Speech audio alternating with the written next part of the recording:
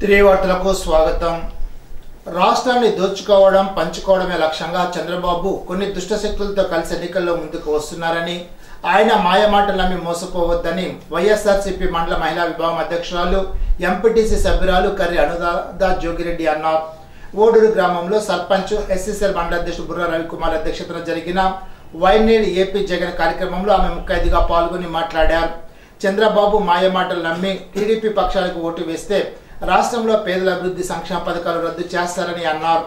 సర్పంచ్ బుర్రా రవికుమార్ మాట్లాడుతూ, జగన్ ప్రభుత్వం వచ్చాక గ్రామంలో సుమారు 23 కోట్లతో అభివృద్ధి సంక్షేమ పథకాలు అమలు చేయడం జరిగిందని తెలిపారు. ఆచూరు నియోజకవర్గంలో తిరిగి మాజీ మంత్రి చెరుకువాడ శ్రీరంగనాథరాజును గెలిపించుకోవడం ద్వారా జగన్మోహన్ రెడ్డిని మరోసారి సీఎం చేయాలని ఆయన గ్రామస్తులను కోరారు. సంక్షేమ పథకాల డిస్ప్లే బోర్డును వైఎస్ఆర్సీపీ సీనియర్ నాయకులు పెరిమెచ్చి విశ్వనాథరాజు ఆవిష్కరించారు. పార్టీ పతాకాన్ని బుర్రా రవికుమార్ ఎగరవేశారు. కార్యక్రమంలో వైఎస్ఆర్సీపీ మండల అధ్యక్షుడు గూడూరు దేవేంద్రుడు, సచివాలయ కన్వీనర్ కొవ్వూరి చెన్నారెడ్డి, మండల బీసీసీఎల్ అధ్యక్షులు దొంగ దుర్గాప్రసాద్, వైఎస్ఆర్సీపీ ఓడూరు కొయ్యేటపాడు గ్రామ కమిటీ అధ్యక్షులు చిరువురి హరివెంకట ప్రసాద్ వర్మ, మేడపాటి సత్యనారాయణ రెడ్డి తదితరులు పాల్గొన్నారు. కరోనా కష్టకాలం మనందరం కూడా ఫేస్ చేస్తాం. ఎందుకంటే ఒకరి ముఖం ఒకరు చూసుకోలేని చాలా కష్టకర పరిస్థితులు మనం చాలా ఫేస్ చేస్తాం.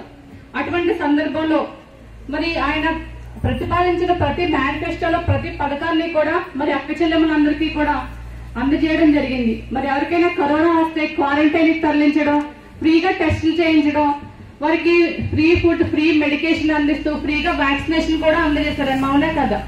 ఆయనకు ఒక ఛాన్స్ ఉంది. కరోనా కష్టకాలంలో మన రాష్ట్ర ఆదాయం ఏమీ లేదు, ఖజానా ఖాళీ అయిపోయింది, ఇప్పుడు నేనేం చేయలేను అని చేతులు ఎత్తి ఇచ్చారా. కానీ జగన్మోహన్ రెడ్డి గారు ఎలా చేశారా? చేయలేదు. కరోనా కష్టకాలంలో కూడా అక్క చెల్లెమ్మలు ఇబ్బంది పడకూడదు, రైతన్నలు ఇబ్బంది పడకూడదు, చిరు ఉద్యోగులు ఇబ్బంది పడకూడదు అని ప్రతి వ్యక్తికి కూడా సంక్షేమాన్ని అందించిన కనుక మన జగన్మోహన్ రెడ్డి గారికి దక్కింది.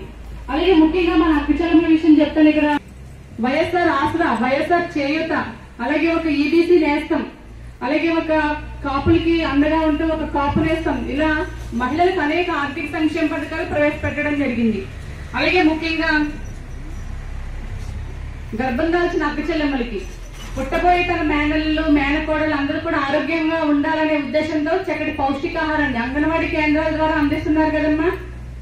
ఇప్పుడు మనం కూడా మన బిడ్డలకు అంత ఆహారాన్ని అందించాలి. ఎందుకంటే అది చాలా కాస్ట్లీ ఫుడ్, మనం కొనుక్కోలేని పరిస్థితి కూడా మన ఇళ్లలో ఉంటుందని చెప్పి అందరూ జగన్మోహన్ రెడ్డి గారి ప్రతి నెల కూడా అంగన్వాడీ కేంద్రాల ద్వారా మంచి పౌష్టికాహారాన్ని అందిస్తున్నారు. అలాగే ఆశా వర్కర్లు పంపించి ప్రతి నెల కూడా హెల్త్ చెకప్లు చేయించి అవసరమో ఆరోగ్య తనిఖీలు కానీ అలాగే ఐరన్ టాబ్లెట్లు కూడా అందిస్తా ఉన్నారు. అవునా కదమ్మా. అలాగే YSR Congress party social media ఆత్మీయ సమావేశం జరిగింది. సమావేశంలో మాజీ మంత్రి, పార్టీ జిల్లా అధ్యక్షులు, నియోజకవర్గ శాసనసభ్యులు చెరుకువాడ శ్రీరంగనాథరాజు ముఖ్య అతిథిగా పాల్గొన్నారు. కార్యక్రమంలో సోషల్ మీడియా జిల్లా కన్వీనర్ అజయ్, జిల్లా కో కన్వీనర్ మహేష్, నియోజకవర్గ social media convener Ramachandrarao, Penumantra మండల social media convener Eswarreddy, Achanta మండల social media convener Kovvuru Suresh Babu, Poduru మండల social media convener Nagam Suryam, Penugonda మండల సోషల్ మీడియా కన్వీనర్ రాజశేఖర్, నియోజకవర్గ నాయకులు, వాలంటీర్లు, కార్యకర్తలు పాల్గొన్నారు. టీడీపీ జనసేన ఉమ్మడి కార్యాచరణతో ముందుకు వెళ్తామని ఉండి ఎమ్మెల్యే మంతెన రామరాజు అన్నారు. కాలమండలం ఏలూరుపాడులో మంతెన ఆంజనేయుల అధ్యక్షతన టీడీపీ జనసేన శ్రేణులతో కలిసి బాబుతో నేను, ఇంటింటికి రాంబాబు, భవిష్యత్తు గ్యారంటీ కార్యక్రమాలు నిర్వహించారు. ఈ సందర్భంగా ఎమ్మెల్యే మంతెన రామరాజు మాట్లాడుతూ, భారత రాజ్యాంగాన్ని గౌరవించిన పార్టీ వైసీపీయేనని అన్నారు. ప్రభుత్వాన్ని ప్రశ్నించిన వారిని అరెస్ట్ చేయడం సరైంది కాదని అన్నారు. నాదెండ్ల మనోహర్ను అరెస్ట్ చేయడం అన్యాయమని అన్నారు. కేంద్ర ప్రభుత్వం నిధులు ఇచ్చినా ఉపయోగించుకోలేని దుస్థితిలో ఈ వైసీపీ ప్రభుత్వం ఉందని విమర్శించారు. వైసీపీ ప్రభుత్వం అధికారంలోకి వచ్చాక గత టీడీపీ ప్రభుత్వంలో నియోజకవర్గ అభివృద్ధికి నిధులు శాంక్షన్ అయినా ఈ ప్రభుత్వంపై నమ్మకం లేక నిర్మాణానికి ఏ కాంట్రాక్టర్ ముందుకు రావడం లేదని అన్నారు. ఇంటింటికి వెళ్లి ప్రతి సంవత్సరం తెలుసుకోవడంతో పాటు పెరిగిన నిత్యావసర విద్యుత్ ఛార్జీలు, గ్యాస్ ధరలు, ఇంటి పన్ను వంటి వివరాలు ప్రజలకు వివరించారు. కార్యక్రమంలో మండల అధ్యక్షులు జీవి నాగేశ్వరరావు, ఒకపట్ల హరిబాబు, సత్యనారాయణ, యాళ్ల చిట్టిబాబు, ఏలూరుపాడు జనసేన గ్రామ పార్టీ అధ్యక్షులు యాదల వెంకన్నబాబు, యాళ్ల రవి, చిన్నమిల్లి సురేష్, టీడీపీ జనసేన కార్యకర్తలు తదితరులు పాల్గొన్నారు.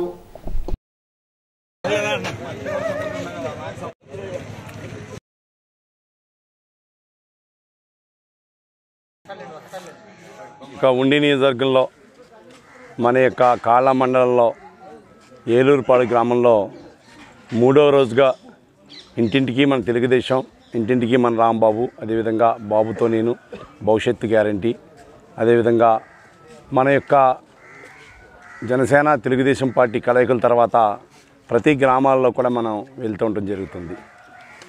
ఆ రోజు కష్టకాలం ఉన్నప్పుడు చంద్రబాబు నాయుడు గారు అరెస్ట్ చేసినప్పుడు జైల్లో ఉన్న సమయంలో పవన్ కళ్యాణ్ గారు వచ్చి వారి యొక్క సంఘీభావం తెలియజేస్తూ రాబోయే ఎలక్షన్లో మన యొక్క ఉమ్మడి కార్యాచరణ మీద ముందరికెళ్దామని చెప్పి వారు అనౌన్స్ చేయటం చాలా శుభపరిణామం.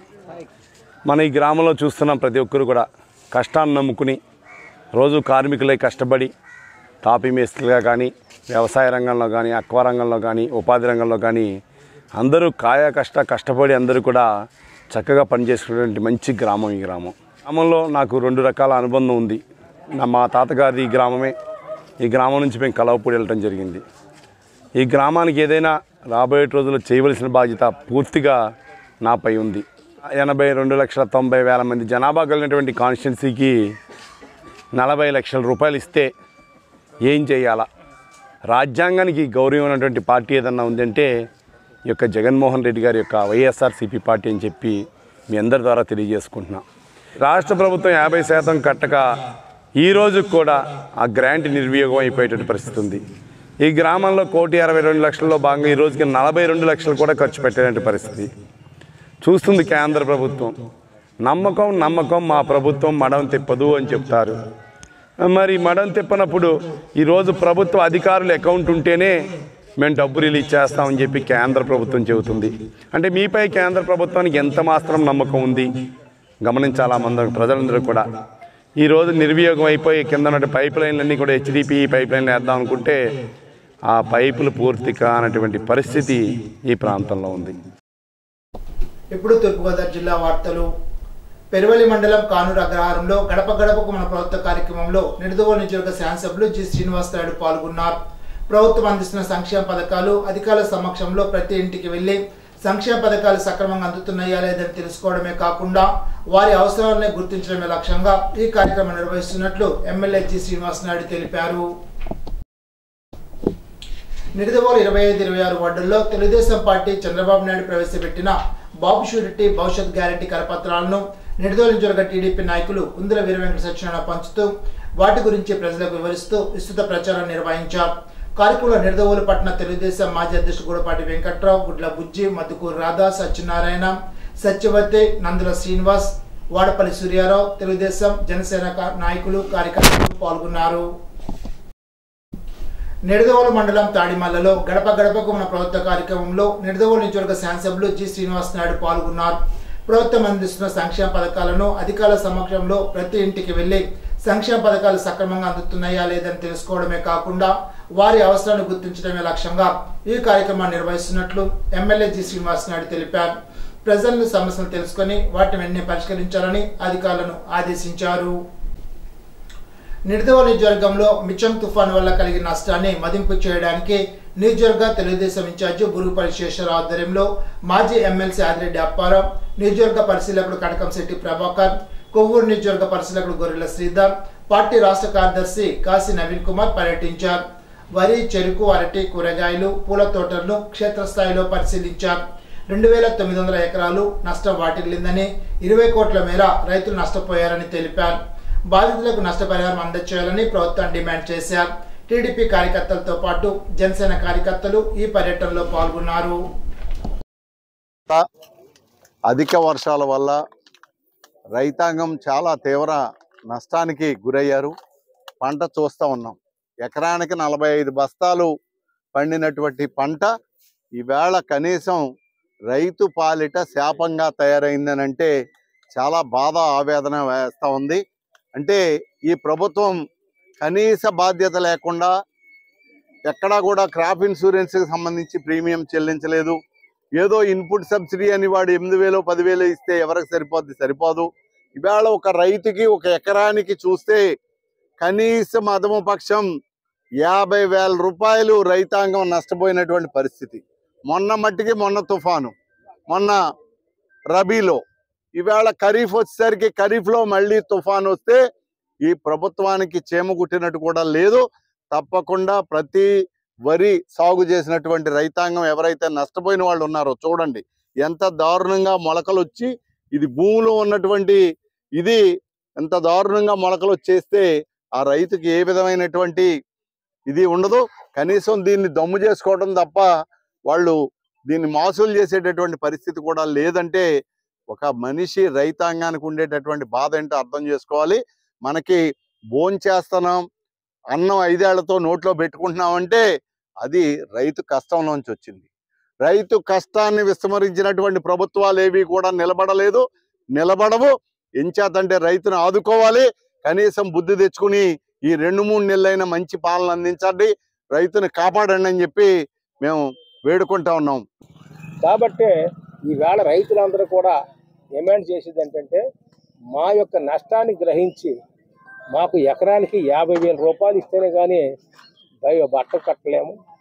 మాకు ఈ కలామిటీ నుంచి బయట పెట్టే పరిస్థితి తీసుకోవాలని కోరుతున్నారు.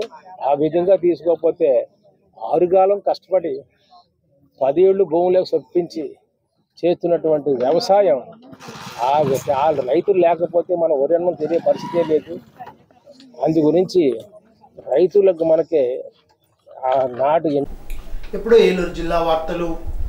దారిద్ర్య రేఖకు దిగువనున్న పేదలు పస్తులు ఉండరాదనే ఉద్దేశంతో కేంద్ర రాష్ట్ర ప్రభుత్వాలు ప్రజా పంపిణీ వ్యవస్థ ద్వారా నిత్యావసరాలను పంపిణీ చేస్తున్నాయి. అయితే ప్రభుత్వ ఆశయానికి కొందరు అక్రమార్కులు తూట్లు పొడుస్తున్నారు.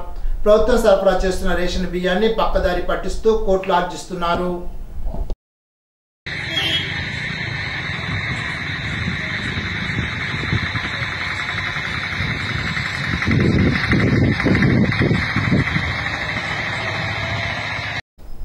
ఈనాటి బంగారు మాట.